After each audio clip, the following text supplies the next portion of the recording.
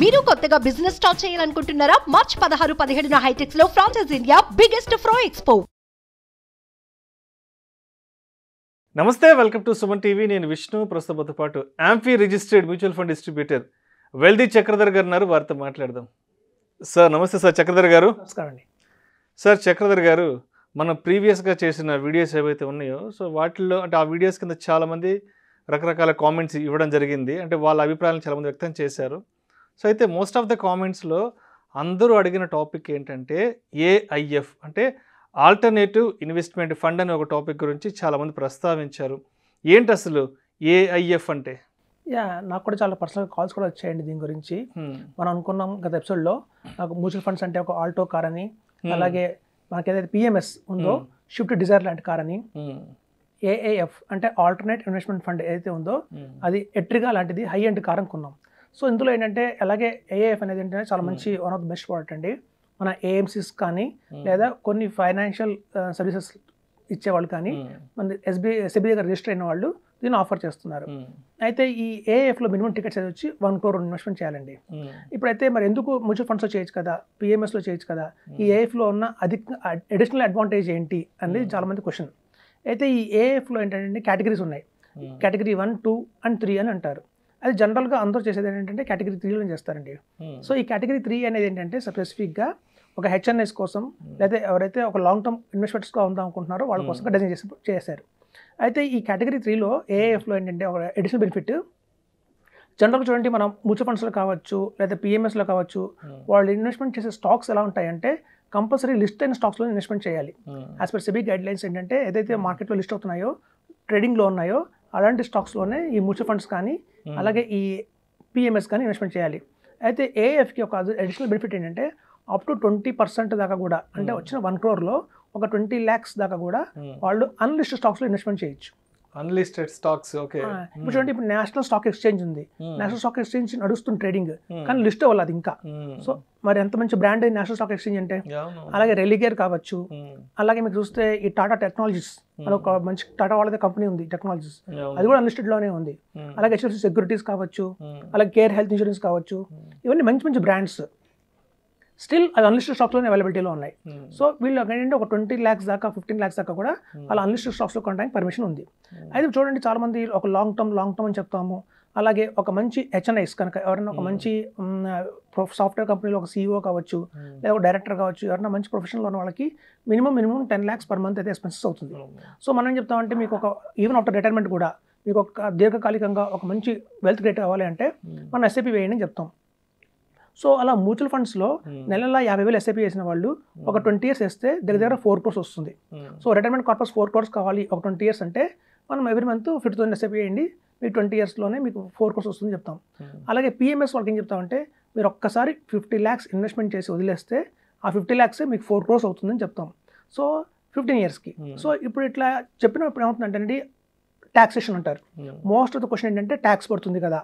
ఇప్పుడు చూడండి, మీరు మ్యూచువల్ ఫండ్స్లో ఇన్వెస్ట్మెంట్ చేయండి, 10 crores తీసుకొచ్చుకున్నా లేదా పిఎంఎస్లో ఒకసారి ఇన్వెస్ట్మెంట్ చేసి 8 crores తీసుకున్నా 10% ట్యాక్స్ కట్టాలి.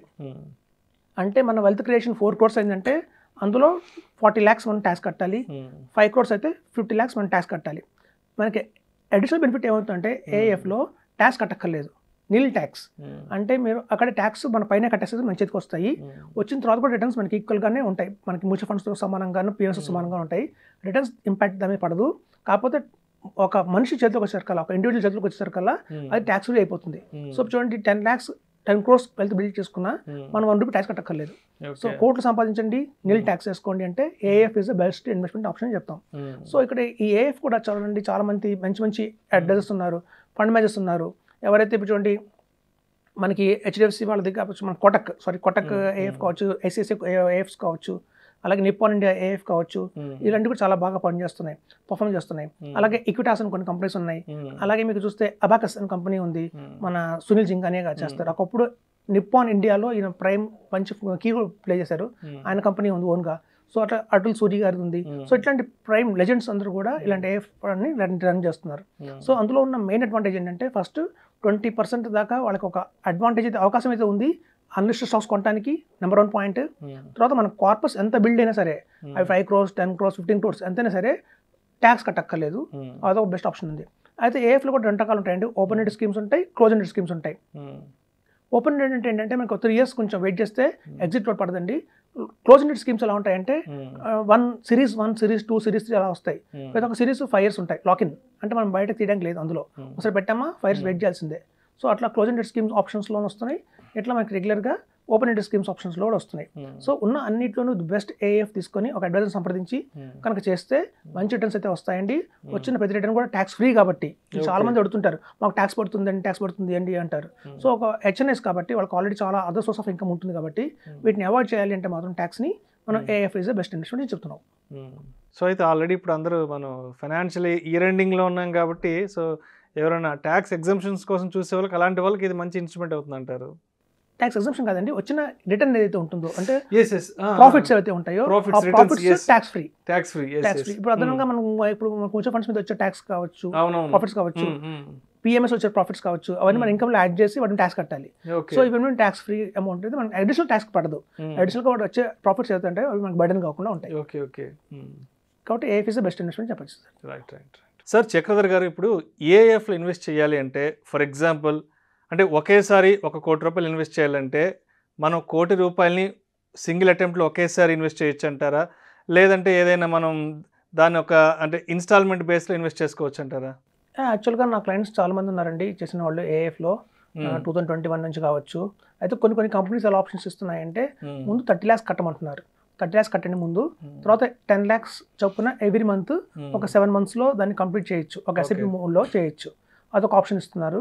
ఇంకొన్ని కంపెనీలు ఆప్షన్ ఇస్తున్నాయంటే ఫస్ట్ 30 lakhs కడతాం మనం, కట్టిన తర్వాత వాళ్ళు ఒక టైం ఇస్తారు, ఒక 6 months 3 months ఆగిన తర్వాత ఎప్పుడైతే మార్కెట్లో కొంచెం డౌన్ అయింది, ఇది రైట్ టైం అనుకున్నప్పుడు మనకి ఫండ్ మేనేజర్ కాల్ వస్తుంది, ఇది రైట్ టైం అండి కొంచెం మళ్ళీ కార్పస్ ఇవ్వండి అని.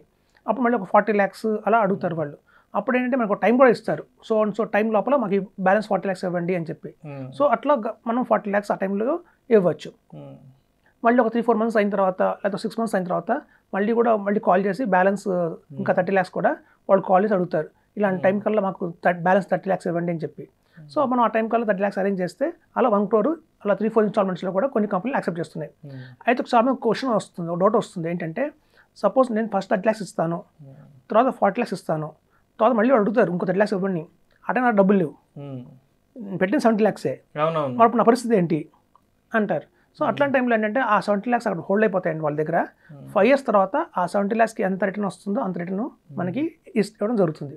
సో కాబట్టి ఏంటంటే ఏఎఫ్లో వెసులుబాటు ఉంది, ఒకేసారి 1 crore ఇవ్వకపోయినా ఇట్లా ఇన్స్టాల్మెంట్స్లో కూడా మనం ఇవ్వచ్చు. కొన్ని కంపెనీస్ యాక్సెప్ట్ చేస్తున్నాయి.